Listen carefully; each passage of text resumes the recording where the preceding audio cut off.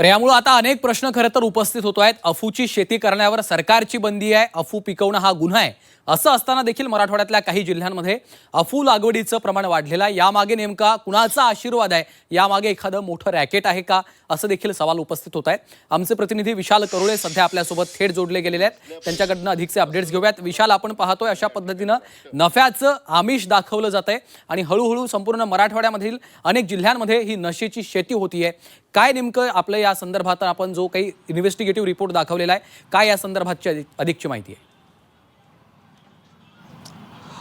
श्रीकांत, अगदी खरं आहे। खरं तर मराठवाड्यात शेतकरी पिचलेला आहे। जे काही पीक निघतं त्यापासून उत्पन्न मिळत नाही आणि या सगळ्यामुळं पिचलेल्या आर्थिक अडचणीत असलेल्या या शेतकऱ्याला कुठलं सिंडिकेट प्रलोभन तर दाखवत नाही आणि मुद्दाम कांद्यांच्या या पिकामध्ये हे अफू उगवायला तर लावत नाही, अशा पद्धतीचा संशय आहे। पोलिसांनी आता प्राथमिक कारवाई केली आहे।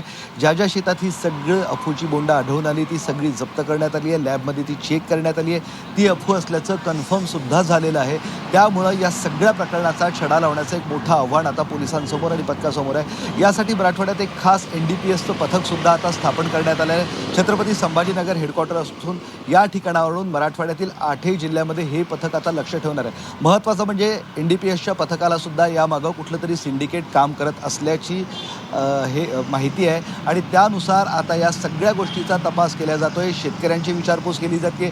शेतकऱ्यांना अफूचं पीक लावायला कोण बी बियाणं पुरवतं याची माहिती घेतली जाते। सोबतच अफूचं हे पीक मोठं झाल्यावर कोण विकत घेतं, कोण त्याच्यावर प्रोसेस करतं, त्यानंतर बाजारपेठेत ते कुठं विकलं जातं आणि हे सगळं म्हणजे मराठवाड्यात उगवलेलं अफूचं पीक नक्की कुठल्या शहरात किंवा कुठल्या देशात विकलं जातं, या सगळ्याची चौकशी आता NDPS पथक करत आहे। मात्र हा सगळा प्रकार धक्कादायक म्हणावा लागेल।